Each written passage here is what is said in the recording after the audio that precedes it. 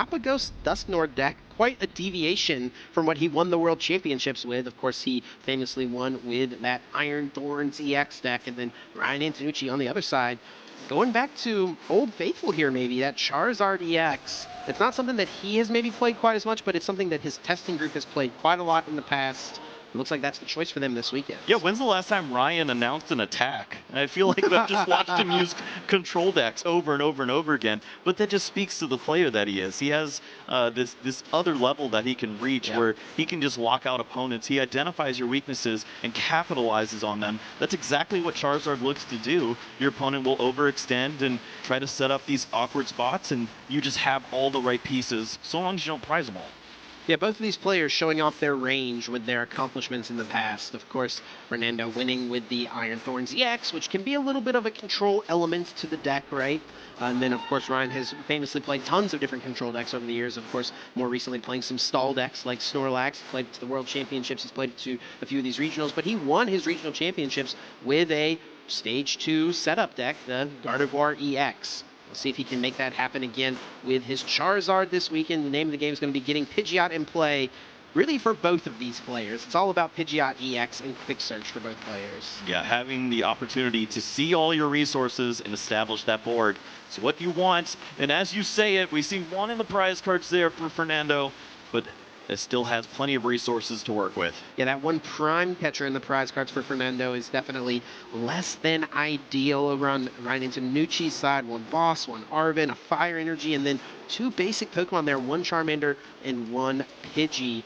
Can always be a little awkward navigating how you want to bench your Pokemon early in some of these games, especially when something like a turn 2 Cursed Blast could take out your lone Pidgey in play. Yeah, you never know how to feel when you see a prize setup that looks like an opening hand you'd want, because it means you have the resources later in the game, but maybe your opening hand doesn't look as strong. This time, however, might have some goods. We see the Nest Ball start. Yeah, not too bad, and it does look like Ryan Antonucci will be kicking things off. He's got the Charmander in the active with that steady fire-breathing attack, and then on the other side, Fernando Cifuentes with that Rotom. An excellent Pokemon to have access to on the first turn. That is going to be his ideal setup on turn 1. We'll see what kind of setup Ryan Antonucci can get going for him, as it will begin with that Nest Ball. Switching the deck for any basic Pokemon, putting it onto the bench. He's got a question here. What does he want to go for? Do you get a basic to evolve into a stage 2, maybe a Pidgey, something like that? Or do you need to draw more cards right now? Does he need to go get Rotom? Exactly. And you see a couple of misses in the hand there. The Fire Energies, the Counter Catcher, just resources that aren't going to provide you much of a benefit. It looks like you're playing for that turn 3 setup at this time. If you have to go for that Rotom, just depends on what the other card there in the hand was. Maybe an additional resource could help you find the Pidgeot. It could just be that one piece away. It does indeed look like Pidgey will be the choice. So that means the hand could be set up nicely for a Pidgeot. It's going to be such an important card to get into play. Like I said, for both of these players, Quick Search allowing you to search the deck every single turn for any one card and put it into the hand. I mean, really strong for both of these decks. You know, how does it differ in what its value is for each of them, though? Yeah, I mean, just the opportunity to establish a board is going to be the key piece for Ryan. I think for Fernando on the other side, it's about finding those pivotal resources that can help you close out in a game like this. Yeah. Finding those special energy cards, the double turbos, finding the prime catcher at the right point, whatever it may be, you can really get all that you need is with that one single card. So after the bench of the Pidgey from Ryan, it will be a pass now over to Fernando. Draws for turn is that Ursaluna. The Blood Moon Ursaluna is a really strong option later on in the game. Not something you really want to see too often super early like this. He will just immediately use that Rotom's Fan Call ability. It's an ability you can only use on your first turn of the game, but its effect is really, really strong. Searching your deck for up to 3 colorless Pokemon with 100 HP or less, and putting them into the hand. Yeah, so often you see the players just load up on the Hoots, get ready, maybe a Pidgey as well, but Noctowl is also a Pokemon you can reach for. It doesn't have to be that basic Pokemon, so already thinking about next turn is Fernando. Yeah, and I think he's already got a Buddy Poffin in the hand. That may be why we see Noctowl be one of the grabs here. We didn't see a Pidgey being grabbed. That may mean he has plans to grab it off the Buddy Poffin here. Let's see what he does. Yeah, I'd have to assume that that's the next play here. Buddy is in the window of the hand and still has plenty of resources to go with. Already in the hand. There we go. Even nicer. Does have the Pidgey, and there's that Buddy Poffin, and I believe that is indeed the promo card for this event that he's choosing to play here. A nice little bonus that each of the players competing this weekend got access to as a competitor is this exclusive promo Buddy Poffin. Yeah, always nice to have that little bit of flavor that you can throw into the deck. We've seen so many of the Latin American players that get to feature the multiple languages as well, so really cool to see, and it's always fun to also read those cards, get a little bit of understanding there too.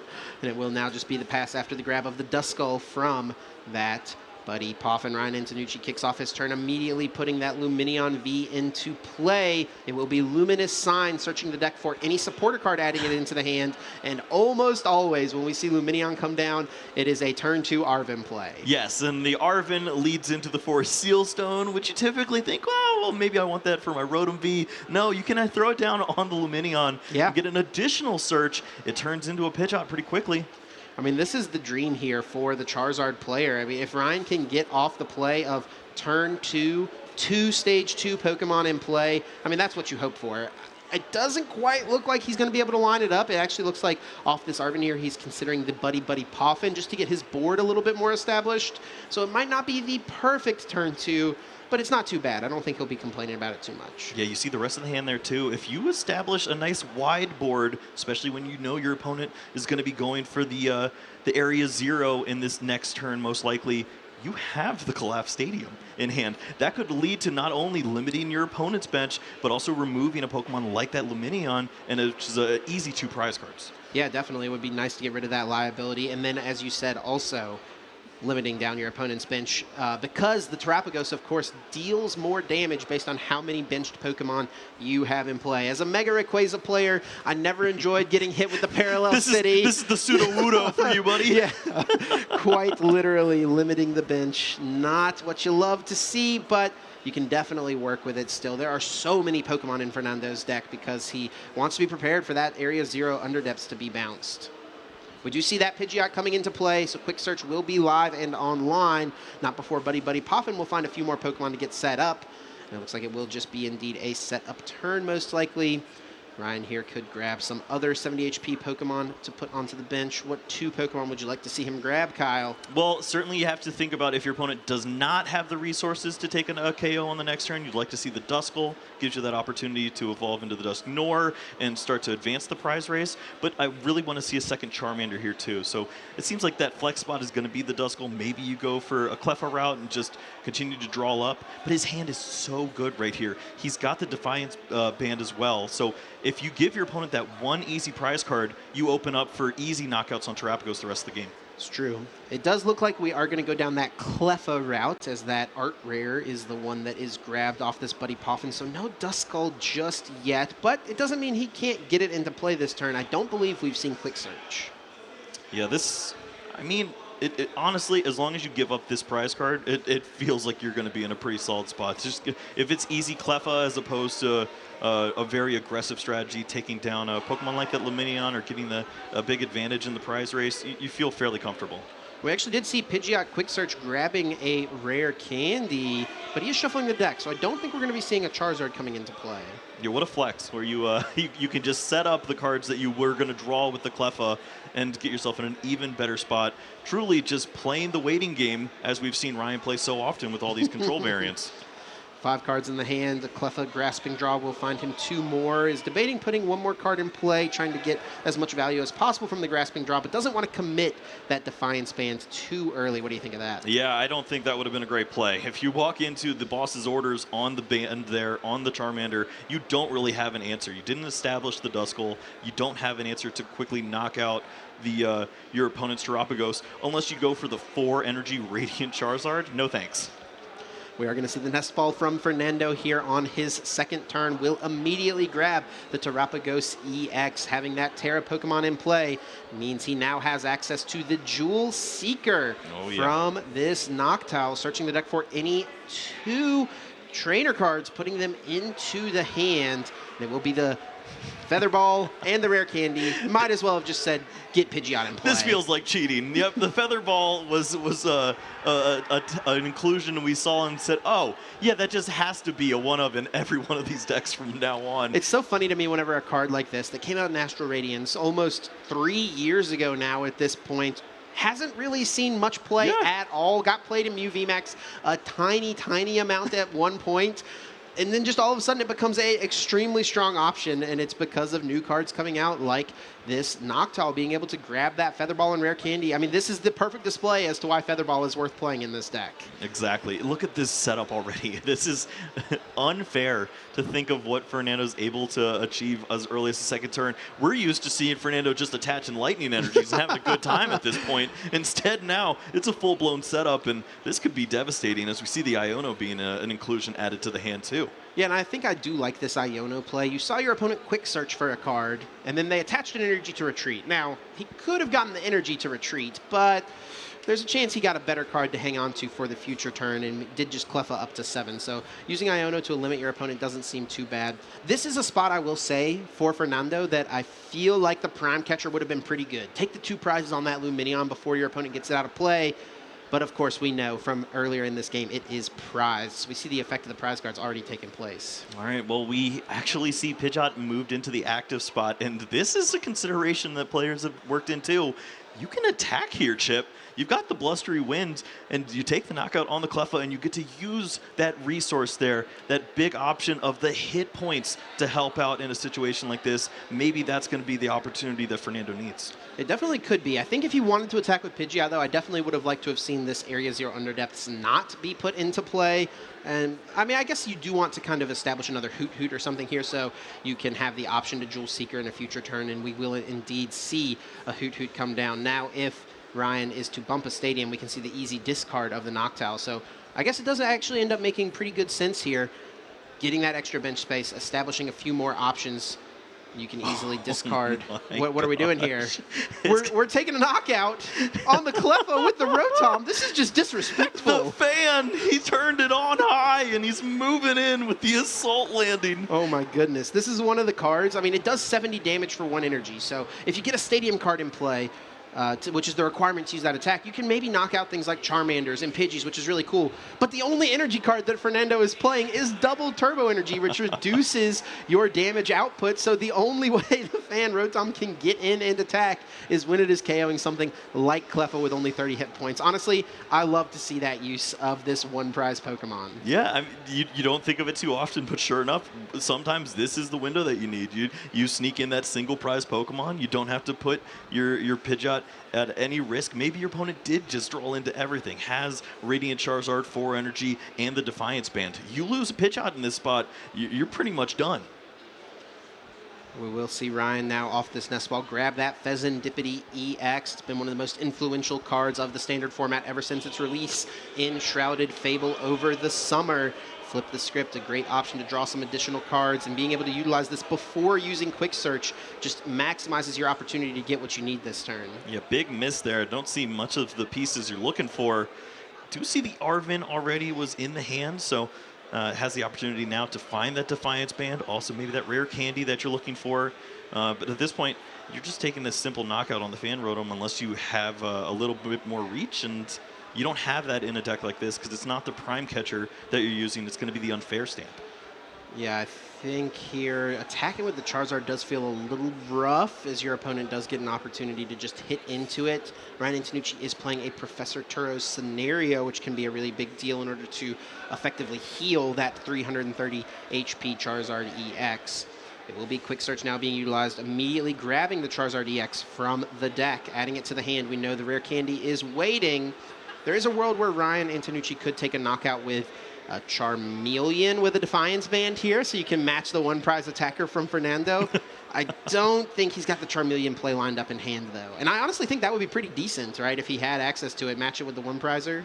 Yeah, we do now see that Terra Pokemon added to the board, so you have an opportunity to expand on your bench as well. True. Maybe an opportunity to bench down multiple Duskull, which is something that we don't see typically from the Charizard player. I mean, it might just be the 1/1/1 copy here. It's it's just a small line, but even a resource like that could line up with when you do take that Terapagos knockout from your opponent, you could clear their board and also maybe help yourself out on the long run too. Charizard EX coming into play. Infernal Rain, that ability being used, searching the deck for 3 fire energy and attaching them to Ryan's Pokemon however he would like. I think the obvious choice is for the 2 to go to the Charizard EX. Debating on where the last one goes, and actually is choosing to hold off, not even attaching that 3rd energy. Yeah, thankfully we do see Ryan playing these 6 copies of Fire Energy. We've seen some players mixing it up a little bit here, but having those additional resources in that mid to late stage of the game can be so vital. We saw the Super Rod already in the hand there too, so when you're preserving resources like this, you're ready for the long game. And that might be a little bit of a missequence there from Ryan Antonucci. Maybe should have played the Nest Ball before using the Rare Candy Charizard. I think he would have liked to have gotten that energy onto the Charizard, the Radiant Charizard that's coming into play now. If you're going to Nest Ball it into play, I feel like that would be a pretty good option. Yeah, I agree. It would have been a little helpful to see that energy placed there, and maybe that next few energy you find with the second Charizard, you have a little more of options. But nonetheless, it's a knockout there. The Fan Rotom goes down. Not the Pokemon you're looking for, but, I mean, neither was the Cleffa over on the other side. So even playing ground. Now back over to Fernando. The one thing Ryan didn't find that maybe he would have liked to was a Stadium card. Did not limit Fernando's damage output here in any way. And with some Duskulls in order to make some work with some Cursed Blasts, this Charizard might not be hanging around. Yeah, this was calculated, I believe. I thought we saw the Collapse Stadium, but I guess it's not in the hand. He got anymore. Iono'd, remember? That's Fernando right. Iono'd him.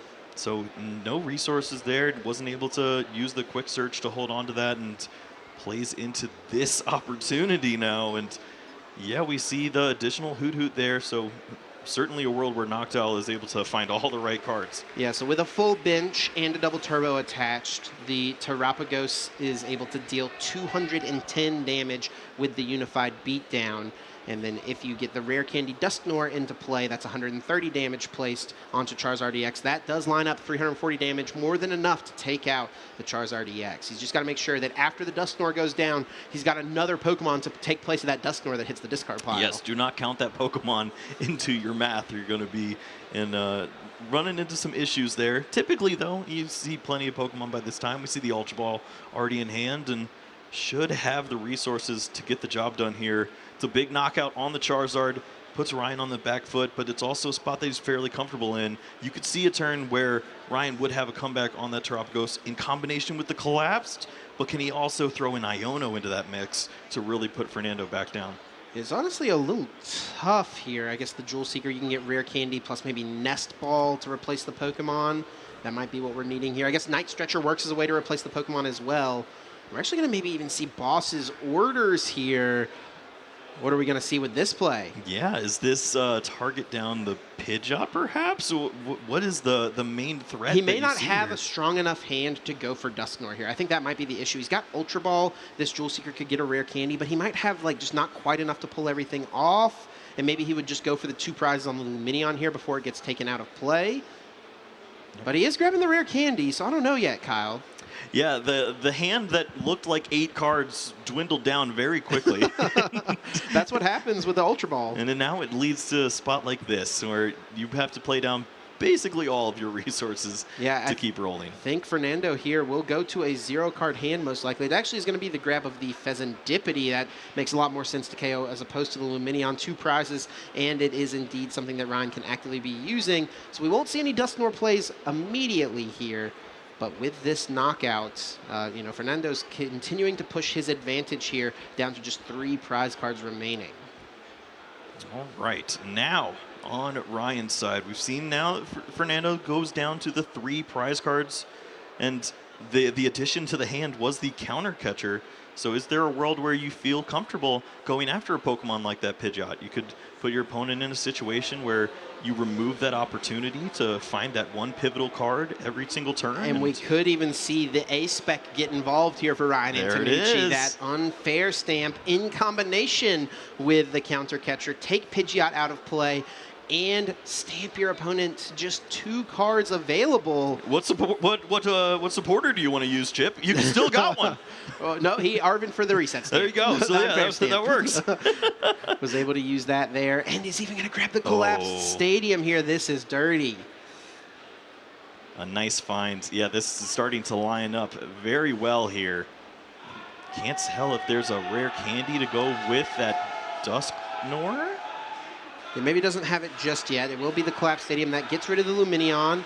And I think Fernando will happily just get rid of a few Noctowls here. They're not doing too much once they've been evolved and utilized. Yeah, tough decisions here now. It's you gotta thin down this board, and at this point, yeah, I mean, once more, what do you value here? Do you want to knock out that pitch out, or do you want to go after the Pheasantipity? Your opponent already has the double turbo energy. Maybe it's just about limiting the draws. That honestly could be the play here. You know, Pheasantipity can be 3 cards. Pidgeot gets 1 card, but it is guaranteed to be the card they want. A good It's card. going to be a good one. So I guess it makes sense here as well. Just go after this Pidgeot and then go for this unfair stamp. Ryan will draw 5 cards here. Fernando will draw just a pair, just 2. Right, and this makes sense too. Your opponent is playing to resources that are ways to attack around the Charizard. So if you don't allow them to find cards like the Boss's Orders or Counter Catcher if the prize cards line up for it, then you're forcing your opponent to have to find that off of the 3 cards. It makes it a little more difficult, and if you attack into that Charizard, it's just going to be a wasted turn with a Turo later on. Right.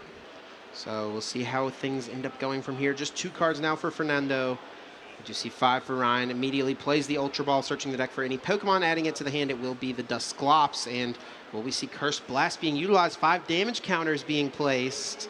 Or is he going to hold off? Looks like he will just evolve it, put it into play, and maybe it can become a Dusknoir on the next turn. Yep, no reason to continue to push through, and maybe that rare candy would be better served to a Charizard, especially if you're considering using the Turo in future turns. See that energy that wanted to go onto the Radiant Charizard before? He's going to stick to his plan, Chip. Just like we drew it up. And now, for Fernando, a tough option here. The 3-card hand already wants to see what's on the other side. 3 more resources come down. Flip the script, drawing 3 more. He did push the Duskull, so that makes me think he may have rare candy in the hand. Does look like rare candy. Is there a Dusknoir to follow it up as well? There's an Ultra Ball in the hands, but how many Pokemon do you have after this? That could be the problem. We do see another Noctowl here, though. Whoa. The value of the 4/4 bird making itself known right away here. That's right. It might be midday, but the Nocturnal Bird get the work done. Can grab the stadium, but how do you fill this bench? I mean, he needs a ton of Pokemon here. We see Fan Rotom being eyed up, but Fan Rotom, you know, that fan call only works on the first turn of the game. Can't use that to fill up the board. He does have Buddy Poffin. You just need bodies down here. I don't think you care what you can play down. Fernando can actually win the game here as well. He's got Briar in his hand, and if he goes for the Dusknoir, Ryan would only have 2 prize cards left. That would activate the Briar, which would mean that Fernando could take 3 prize cards on this Charizard, but it's going to mean he has to pop the Dusknoir, put the 130 on the active, play the Briar, and then fill his bench.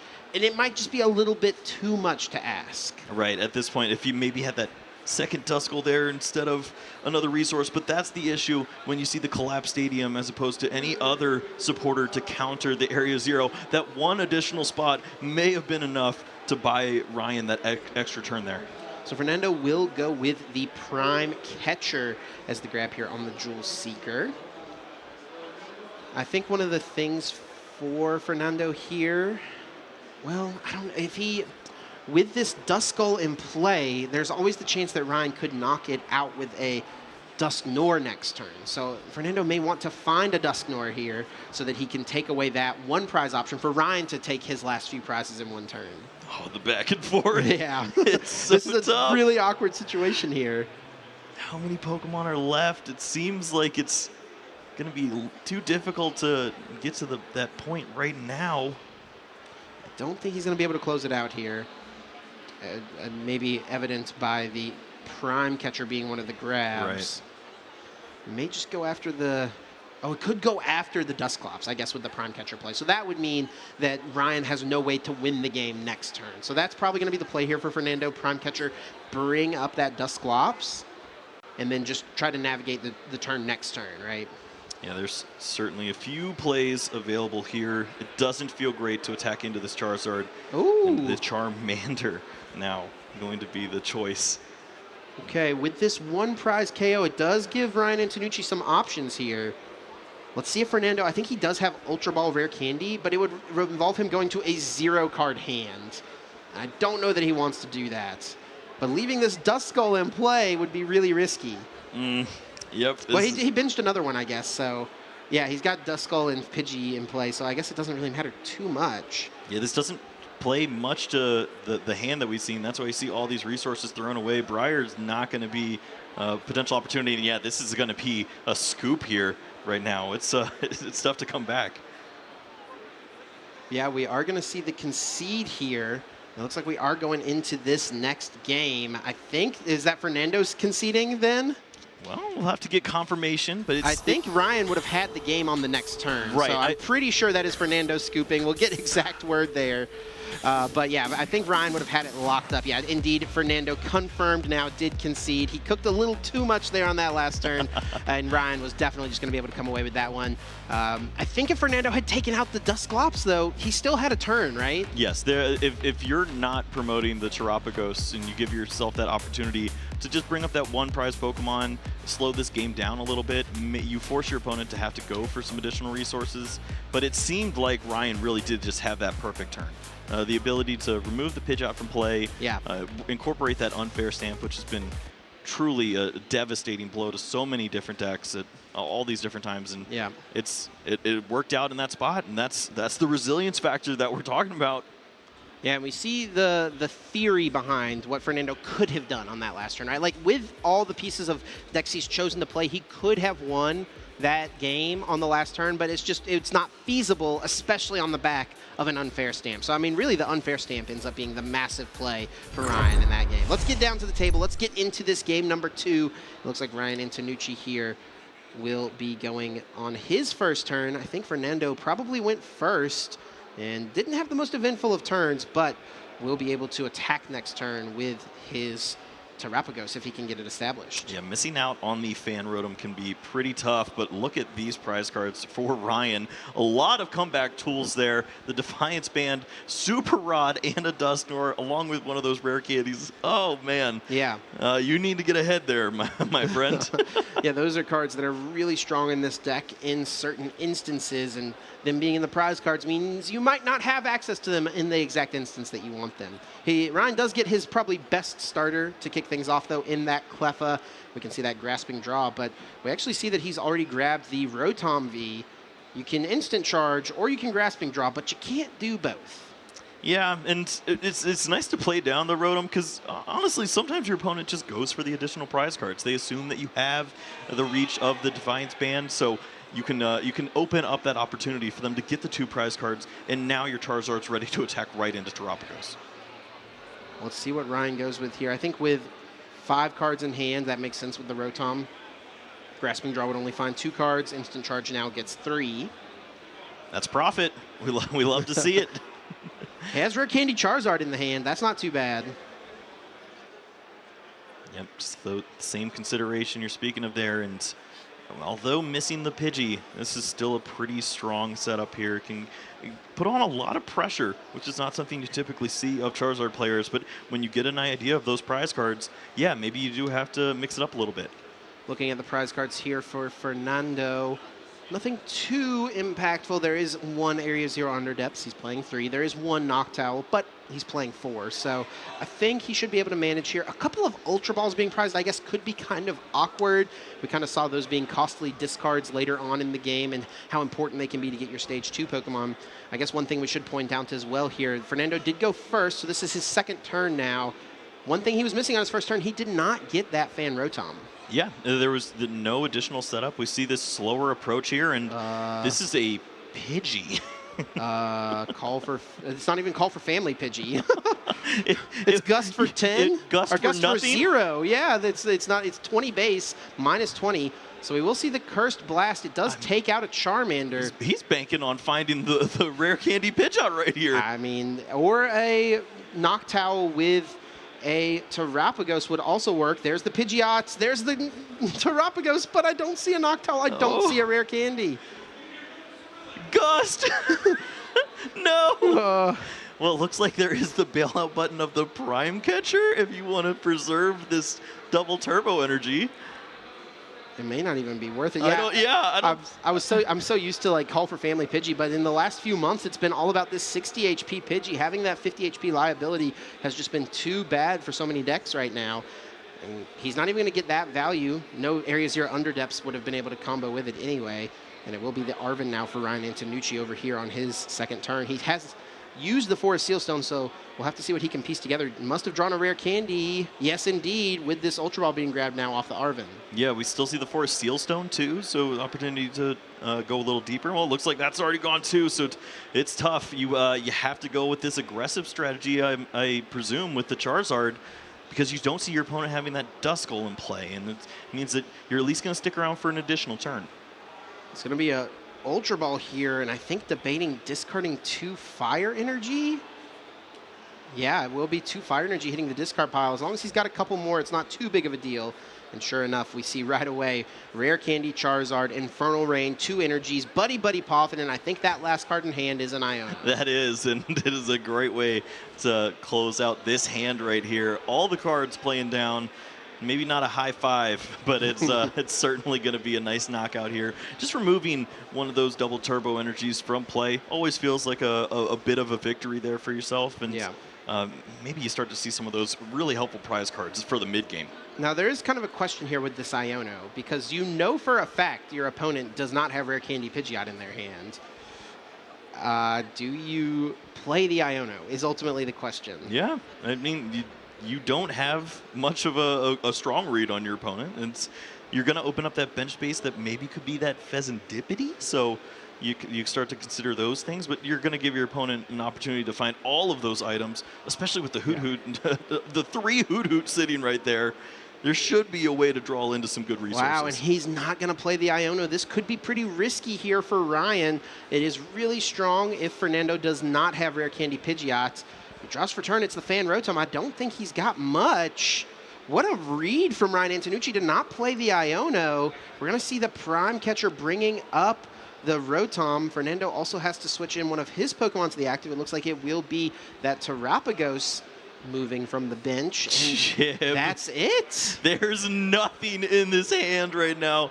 Buddy, only to just thin down a little bit at this point. Increase your chances to draw a supporter card. Wow. And that is the problem with this deck. It plays 3 effective draw supporters, 2 Iono, and the 1 Professor's Research. If you don't find Noctowl, I mean, that's your whole engine, the Noctowl Jewel Seeker. Right, you could find the card itself, or you could find the Ultra Ball that helps you continue to burn through. When we saw those prize cards, it's just so detrimental at a stage like this. And as you mentioned, Ryan, man, disgusting read to pick up on that this hand's going nowhere, and you've got this clean turn. This has to be the most rewarding feeling in the TCG right here. Now I wonder if Ryan is going to continue to play into that. He's not going to get off an attack this turn if he doesn't play the Iono. He would need the Iono into one of these Fire Energy that he just put back with the Super Rod. But he doesn't have to play the Iono. He could just Instant Charge. Yep, not too much pressure. And oh, he's thinking about it. Maybe this was just that one additional turn he needs in order to feel like he can win the race. I mean, his opponent did nothing. Yeah, I think this is just correct. Just slow down. Take the time and continue to draw. And Fernando draws nothing. Draw pass. He drew into a Nest Ball, can't play it with a full bench. Ryan Antonucci has the Fire Energy to now retreat. This Rotom is also able to bench a Pidgey, is going to get the hit off with the Burning Darkness. It is just 180 damage, but now the clock is ticking for Fernando Cifuentes. He needs to find something very soon. It's another Terrapagos. Oh, no. Just a pass. As the turns continue to tick away, we're really just 1 card away, and there it is. You see the Rare Candy into a Dusknoir. That's actually even the Dusclops is even better at this point. Yeah. You can remove the active Pokemon and get a free attack into another Pokemon. That's 3 prize cards available. Yeah, it's 2 prizes on this active with the Curse Blast. Ryan does, of course, give Fernando 1 more card here to work with. But now at this point, he is getting so far ahead, he does not mind this too much. We're going to see Fernando just have to push up this Hoot. And now what does Ryan go with? He He's has got- that Night He Stretcher. drew into Night Stretcher. He can play down the Duskull again, and he's holding Rare Candy. There's options to close the game out next turn with a good top deck. This is looking really promising for Ryan Antonucci, down to just one prize card remaining. After this, knockout will happen. The one problem here could be the fact that he doesn't have a Pidgeot in play, but it's not even going to be a problem. Fernando extending the fist, and Ryan Antonucci with a 2-0 victory here at LAIC. Unreal. What a read there with the Iono that never happened. So strong to pick up on that spot, and it just worked out flawlessly. For Fernando, it feels pretty unfortunate that you have those Ultra Balls missing. You can't find a single one of these great copies that could help you to get through the game here. The Noctowl, the Research, whatever supporter to help you out in a spot like this. You just So tough. There's nothing there, and 3 dead draws in a row leads to a fist bump. Yeah, really, really tough for Fernando. I have to imagine he had many opponents at the World Championships with that type of experience, though. Maybe what goes around comes around. You hate to see it, though. I mean, it was such a strong setup in game number 1. It was super back and forth, but Ryan Antonucci is just able to come out ahead. Fernando just didn't quite have the pieces to close things out in game number 1, even though it seemed like he was in a decent spot. And then, yeah, Ryan Antonucci with the read of the tournament so far for sure. Not playing the Iono. He knew his opponent didn't have Rare Candy Pidgeot, so he just attacks. His opponent draws, doesn't do much, and then he just instant charges. I think at that point, a lot of players would have just played the Iono. They're like, I just want to find an energy. Right. I want to retreat. I want to attack. But Ryan is like, if I attack, I'm not even taking a knockout. I'm just going to instant charge and see what you do. Yeah, this is the classic Mew player with the I'm going to path and I'm just going to pass the turn, and I'm just not going to have anything, and we'll just wait. I'm eventually going to find something before you do. I'm going to wait till I have vacuum to replay my path and go again. An invisible path to the peak looming on the stage. And well, it shuts down the birds, and there was nothing left there for Fernando. Bit of an unfortunate spot there for him, but I mean, there was a chance for game 1 to be an absolute movie. Yeah, I wonder what would have happened if Fernando had Prime Catcher KO'd the Dusclops. I think he would have had a good chance to win the game. I have to imagine there's a reason he goes after the Charmander as well, though. Really tough to know what's correct. He's at 1-1 now in the tournament, but you know, you'd want to win as many as possible, obviously, to start off the event. Keep kind of the momentum rolling. Getting a loss on the second round on the stream can be a little bit of a bump in the road, but he's our world champion, right? There's plenty of tournament ahead. You got to get to a 6-2 record to make it into day 2. I'm sure he'll be able to lock that up. Right, and there's no shame in losing to Ryan Antonucci, of all players, too. That is a great player on the other side of the table, and I mean, both these players have to still feel pretty good about where they're at in the tournament. Ryan, I mean, he just saw that his deck can do just about anything at that point. It wasn't drawing tremendously great, but just giving yourself the opportunities within this build here, you see he can make anything out of it. Yeah, and you can see there, like, what the allure, what the draw of the Charizard deck is. You have so many options available, and it may be intimidating for many players, and you know, many players who choose to play it to these events may not make all the correct decisions at the right time.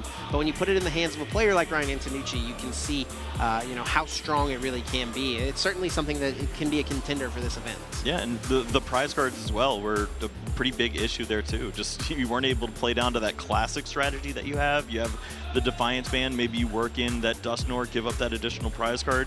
That wasn't all lining up for him, so he had to play a little bit differently. Was giving up the prize card, slowing down the game, picking his spots, and then chose to get aggressive. And that's what it's all about with Charizard. You're going to be put in some weird spots that maybe you've never seen before. How can you work your way out of it? Yeah, and with Pidgeot, you've got plenty of options, right? The newly added Dusknoir to this list ever since the World Championships. You know, it's another piece that Charizard just has access to. And it honestly gets pretty scary in the next set. I have to wonder if players will go with the Precious Trolley from Surging Sparks. It's a really strong card to be able to just fully set up your board as opposed to the Buddy Poffin. You know, sometimes we saw from Ryan in that second game, you know, he didn't get a Pidgeot ever in play because he wasn't able to justify establishing Pidgey, but if you just fill your bench with all the guys, it doesn't feel too bad. Yeah, I mean, we saw the power of the unfair stamp there. It was a really big piece when you can't really decide, well, am I going to have the boss? Am I going to have the counter catcher? Whatever. I'll just get my draw from this resource, also limit my opponent. But I mean, if you're setting up like a Terapagos player does, I feel like you're probably in a good spot too. That's true. It's not too bad. And it's the question players will have to ask themselves heading into Sacramento very, very soon. But we've still got to focus, of course, on the tournament at hand. It is the unfair stamp is the choice for Ryan Antonucci this weekend, which is one of multiple A-specs we see from Charizard players. You know, we've seen Prime Catcher popularized initially by Tord Reklev all the way back at EUIC last season, and then players kind of pivoted into unfair stamp when that came out. And we've even seen Hero's Cape pop up as a pretty strong option. 430 HP Charizard is a pretty scary thing to be staring down. Yeah, I mean, it really just depends on what the meta calls for. Back then, when Tord was using it, it was all about chasing down Luminions and finding those easy prize cards, opening up that prize race with your opponent, and taking advantage of that. And then we saw the Hero's Cape, where it was just about Charizard on Charizard action, who was going to get there first. If you don't give up the easy 2 prize cards with the Pidgeot, then your opponent is forced to go into this. Then you've got Churros and all sorts of things can happen here. I feel like this is my cup of tea right here. The unfair stamp, it just gives you the most options. Yeah, definitely can't go wrong with it, and it certainly paid off pretty nicely for Ryan Antonucci. I mean, if he doesn't unfair stamp Fernando that turn, I mean, Fernando probably wins the game, right? He probably would have had the combo of Rare Candy Dusknoir plus fill the bench back all up, the friends, plus the Briar, you know, take the one-hit KO, take a 3-prize turn effectively, and that's just why the unfair stamp was so massive. Yep, that's a picture you frame in your room if it happens, but it was not the case this time around, and is going to be Ryan Antonucci coming across it with the victory. Still a lot of Pokemon left to be had here. I'm excited to see what the rest of the meta breakdown starts to look like as we creep further and further along in this tournament. Yeah. Do you have a prediction of whether it's going to be the Lugias or the Regidragos that are moving up? Who's making waves? Who knows? Yeah, I think that Lugia seems pretty well positioned for this tournament, but Regidrago is just a deck that attracts the strongest players in the game, I feel like. It does feel like a lot of really good players have kind of pivoted over to Terapagos for this event. I mean, we see Fernando being one of them in this instance. Players kind of maybe pivoting away from Regidrago a little bit more than what we've seen in the past, but it's done so well at regionals recently. I think it would be hard to bet against Regidrago being a strong play as this tournament continues to develop. Yeah, there's a little bit of a hesitation to continue to play the Regidrago. We've seen players just it takes one bad V-Star ability to make you just question everything at that point, and then you're stuck trying to fight through. And on the other side, these Terapagos players, I mean, it feels like the most consistent deck when you get the ball rolling, but it really just takes a couple turns like that for Fernando to question, what am I doing here, man? I prized off Filter Ball. I'm in trouble. Yeah, so I mean, Ryan comes away with a 2-0 victory there, but after we see that matchup kind of play out, you know, how do you feel like that matchup should go on paper a lot of the time? Do you feel like Charizard is favored and that's what we saw play out, or do you feel like Fernando just didn't quite have things fall his way? Obviously game 2, you know, things just fell apart. He didn't really have a fair chance. Right. Well, what do you think? How should this matchup go more often than not? I feel like it's a little more favored towards the Terapagos in terms of the ability to stay consistent and put on that pressure, but when the Charizard player draws perfectly or finds all the right resources, they're going to come across as the victor. When you see that Collapse Stadium played flawlessly, the incorporation of the unfair stamp, that's just one of those pieces that you can't think about as Fernando. You're not benching Fezandipity in some of these spots like this because you don't want to give up a prize card that isn't a 230. You can't give up a 210 in that spot. So if you can find that key turn and shut everything down, put them on a hand like that, there's no way that Terapagos comes across. Maybe less about the deck and more about the player utilizing it, right? There we go. We saw Ryan, you know, kind of play that out masterfully, the unfair stamp plus the counter catcher plus the Collapse Stadium all in one single turn. I think many players maybe would have taken the first opportunity to play that Collapse Stadium, slow down the Terapagos as much as possible, but Ryan recognized, I need to save this for the exact right moment. Yeah, and that's what it's all about. You have enough basic Pokemon in the deck as Fernando to refill and find that spot. But you can't refill and to step